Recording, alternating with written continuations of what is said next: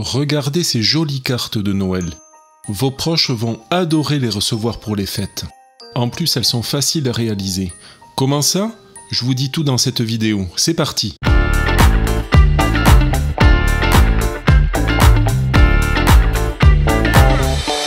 Nous allons utiliser ce bloc de papier en cellulose et le premier travail va être de découper les feuilles au format enveloppe allongée. Surtout restez bien jusqu'à la fin de la vidéo pour voir les premiers essais ratés. Alors nous allons réaliser deux cartes simultanément et pour l'une des deux, on va réaliser une pliure pour avoir une carte double, un papier doublé. L'autre carte par contre sera constituée d'une feuille simple. Je vais fixer mes cartes sur ma planche de travail avec de l'adhésif de masquage.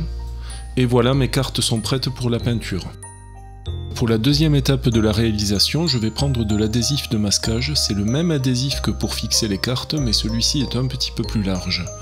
Je vais découper un morceau d'adhésif et ensuite, je vais le tailler en pointe pour obtenir la forme du toit d'une petite maison.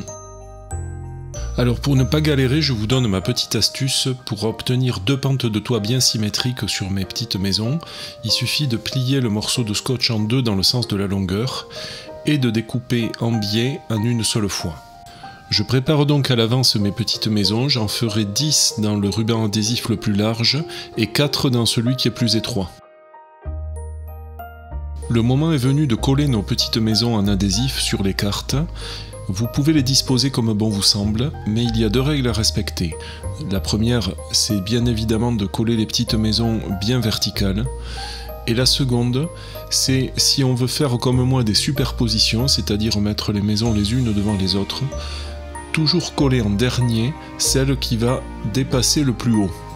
Ce détail a son importance, en effet nous allons colorier ou peindre les maisons l'une après l'autre, et l'adhésif qui sera retiré en premier correspondra à une maison qui est située en arrière-plan derrière les autres.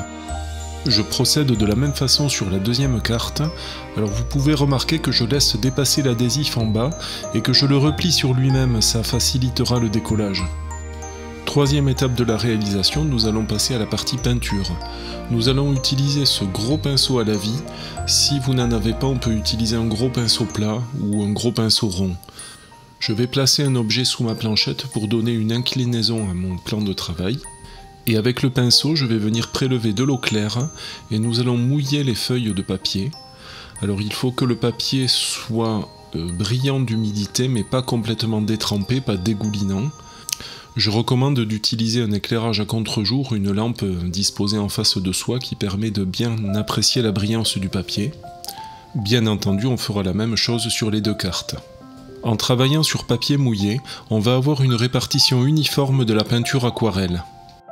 Maintenant, je viens prendre sur ma palette un mélange que j'avais déjà préparé qui est essentiellement composé de bleu outre-mer et de gris de Payne. C'est un mélange assez liquide et je vais venir peindre un lavis sur ma carte en faisant des passes horizontales du haut vers le bas.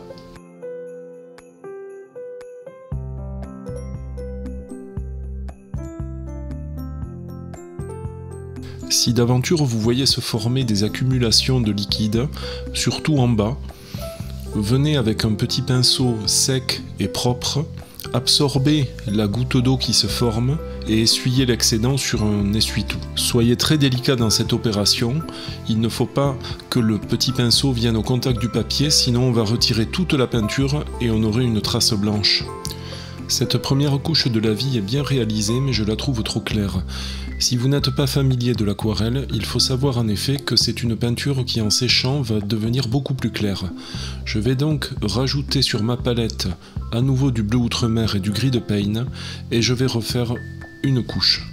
Ensuite, je n'aurai plus qu'à sécher mes deux lavis avec un sèche-cheveux qui me permettra de gagner beaucoup de temps. Au bout de quelques instants de séchage, vous pouvez remarquer combien la peinture s'est éclaircie comme je vous le disais tout à l'heure. À présent, je vais prendre de la gouache blanche, je vais la préparer dans un petit godet et je vais m'en servir pour créer les étoiles dans le ciel. Pour cela, je vais pulvériser la peinture gouache avec un pinceau en tapotant sur le doigt. On utilise de la gouache dans ce cas-là parce que c'est une peinture opaque qui va bien couvrir l'aquarelle. Pour que ça fonctionne, il faut trouver la bonne consistance. Trop liquide, ça fera de très grosses gouttes, et trop sec, ça fera des gouttes insignifiantes, voire pas de gouttes du tout. La distance à laquelle on projette est aussi importante, bref, il faut s'entraîner, c'est un coup à prendre. Nous arrivons à la 4e étape de la réalisation, je peux remettre ma planchette à plat, et nous allons passer à la mise en couleur des maisons. Je vais commencer par la carte du bas que je vais colorier avec de l'aquarelle. Donc je décolle le premier scotch de la première maison. Pour appliquer mon aquarelle, je recommande d'utiliser un pinceau plat. En effet, la forme du pinceau plat sera beaucoup plus pratique et efficace pour suivre le contour des maisons sans déborder. Notez bien que le scotch qu'on vient de retirer correspond à une maison située en arrière-plan. Les deux autres maisons à droite et à gauche sont bien en avant-plan de celle-ci, c'est ce que j'expliquais tout à l'heure. On va pouvoir y aller pour la partie peinture. Comme cette maison est en arrière-plan, je vais choisir une couleur relativement sombre, en l'occurrence un bleu Windsor nuance rouge, et je vais venir l'appliquer patiemment, méticuleusement, en suivant bien le contour de la maison. Il faut quand même aller relativement vite parce qu'on est sur du papier cellulose qui sèche très rapidement, et si on laisse sécher la tache de peinture et qu'on reprend à côté, on va avoir une marque visible. Je vais procéder de même pour la deuxième maison, qui est en arrière-plan, décollage du scotch, peinture. Alors j'ai fait une petite erreur, une petite marque visible, j'ai débordé un petit peu en essuyant, ça a taché un petit peu mon lavis, bon c'est pas très grave. J'avais prévu de peindre une lune, un croissant de lune dans le ciel, donc je le placerai à cet endroit, ça masquera la bêtise. Je vais continuer avec les maisons voisines en faisant varier les couleurs et en allant vers des couleurs plus claires au fur et à mesure qu'on se rapproche de l'avant-plan. Une petite précision, c'est qu'il faut bien laisser sécher une maison avant de peindre la maison voisine, parce que si deux couleurs humides se rencontrent, elles vont se fusionner et ce n'est pas ce qu'on veut dans ce travail. C'est l'heure de rattraper ma petite bêtise de tout à l'heure. J'ai préparé de la gouache blanche dans un godet et je vais venir avec un tout petit pinceau très fin, un pinceau à détail, peindre le croissant de lune pour masquer la petite tache sur le ciel et également un petit groupe d'étoiles qui étaient des étoiles plus grossières que les autres. Donc je ferai d'une pierre deux coups. Pour ceux qui ne sont pas à l'aise avec la peinture des petits détails fins, on peut utiliser également ceci, un feutre tel que ce Posca encre blanche. Mais pour cette carte-là, je reste fidèle au pinceau. Allez, c'est parti, on y va tranquillement.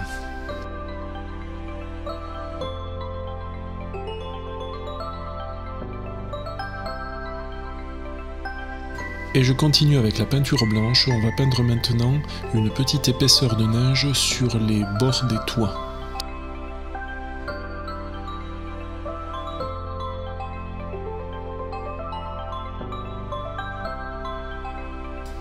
Cinquième étape, les finitions. On va laisser de côté les pinceaux maintenant pour utiliser des feutres. J'utilise un feutre à encre dorée métallisée. Ce n'est pas un Posca, mais c'est un peu le même type. Et je vais m'en servir pour représenter les portes, les fenêtres sur les maisons. On laisse aller son imagination. On reste dans quelque chose de très simple et même un peu enfantin. L'idée c'est que chaque maison soit un peu différente de ses voisines. On peut également faire des petites décorations sous les pentes de toit. Et quand j'ai fini avec le feutre doré, je viens refaire les contours des fenêtres et de tous les enjolivements avec un liner noir. Voilà, cette carte-là est terminée, c'était la version peinture des maisons à l'aquarelle et décoration au feutre.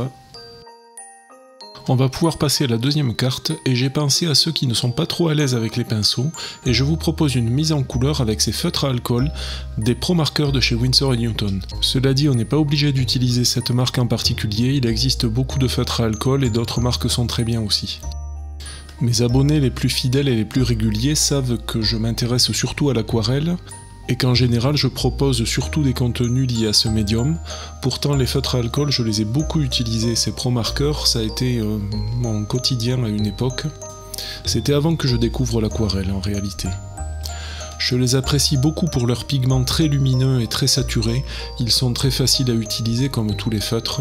Cependant, il faut prendre quelques précautions. D'abord, il faut savoir que le papier pour aquarelle n'est pas leur papier de prédilection. Ce papier a tendance à boire, à pomper un petit peu l'encre, donc il faut éviter l'application prolongée sur le papier. Ensuite, quand on n'a jamais utilisé de feutre à alcool, il faut savoir que ça sèche très très vite Et pour avoir un rendu un petit peu uniforme, il faut faire des passes régulières qui se chevauchent un petit peu et aller assez vite, ne pas laisser sécher entre les passes.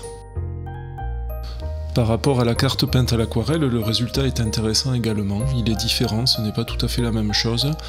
La vitesse d'exécution par contre est bien plus rapide, c'est beaucoup plus facile à utiliser. Voilà, la mise en couleur de cette carte est terminée, on va pouvoir passer aux finitions. Vous allez maintenant comprendre pourquoi utiliser un papier plié en deux, c'est parce que le feutre à alcool, ça a tendance à traverser le papier. Avec la pliure, on va pouvoir coller les deux parties l'une sur l'autre et avoir un dos qui sera blanc et sur lequel les taches ne se verront pas. Je vais pouvoir à présent passer aux finitions, je refixe ma carte pour éviter qu'elle ne se soulève comme le papier était plié. Et puis je vais commencer à utiliser un feutre blanc qui me permettra de représenter la neige sur les pentes de toit. J'utiliserai également ce genre de feutre, mais l'autre, le Posca, pour représenter le croissant de lune. Et ensuite, toutes les autres décorations sur les maisons se feront exactement comme la première carte. Voilà nos deux cartes terminées. En bas la version feutre, en haut la version aquarelle.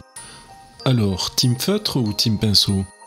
Dites-moi dans les commentaires ce que vous préférez, ça m'intéresse. Et si la vidéo vous plaît, n'hésitez pas à cliquer sur j'aime, ça fait toujours plaisir et ça aidera la chaîne à se développer. Et nous arrivons maintenant à la section bêtisier de la vidéo. Je vais vous présenter les erreurs que j'ai commises. Ne faites pas comme moi, sinon vous aurez les mêmes problèmes. Plus sérieusement, je vous montre ça pour que vous voyez ce qui ne marche pas. Et pour vous éviter de perdre du temps. Je vous montrerai aussi comment rattraper certaines erreurs. Alors on continue tout de suite avec la première carte que j'avais réalisée et qui est une carte aquarelle. Tout le travail de préparation, découpage et fixation du papier est identique. Par contre pour le lavis du ciel, j'ai procédé en sens inverse, j'ai commencé par peindre avant de disposer mes petites maisons en scotch. Grave erreur. Mon idée c'était de peindre un lavis plus foncé sur cette maison et ensuite de coller une autre maison et de peindre un autre lavis encore plus foncé et ainsi de suite de faire succéder les couches de lavis. À vrai dire ça donne un ciel assez joli, de plus en plus foncé, sauf qu'au moment du retrait des scotch, catastrophe, je me rends compte avec horreur que la peinture des différents lavis a migré sous les scotch. Alors j'essaye d'abord de rattraper le coup en diluant un petit peu ce qui a débordé avec un pinceau propre, mais ça ne marche pas très bien. Et finalement, je choisirai de masquer tant bien que mal ces imperfections avec des décorations réalisées au feutre. Bon, au final, on peut voir que le désastre est relatif, la carte reste présentable, et on passe sans attendre au second ratage de la série. J'ai donc commencé par coller toutes mes maisons et ensuite j'ai peint un lavis sombre et j'ai saupoudré de peinture gouache blanche pour faire les étoiles. Tout s'est très bien passé jusqu'au décollage de la première maison. Mais ensuite j'ai enlevé les maisons une par une et à chaque fois que j'enlevais une maison j'ai fait un lavis un peu plus clair. Je pensais obtenir des maisons de plus en plus claires mais ça n'a pas vraiment été le cas parce qu'en repassant des couches de lavis j'ai dilué le premier lavis qui était sombre dans mes lavis successifs et j'ai obtenu au final des maisons tout à fait terne. Là aussi j'ai rattrapé le tout en égayant un peu avec des décorations au feutre argenté, mais ce n'est pas tout à fait ce que je voulais obtenir. Voilà, j'espère que ça vous donnera quelques idées pour vos cartes de vœux. Mettez-vous sans attendre à la réalisation parce que le mois de décembre arrive à grands pas. A bientôt, salut!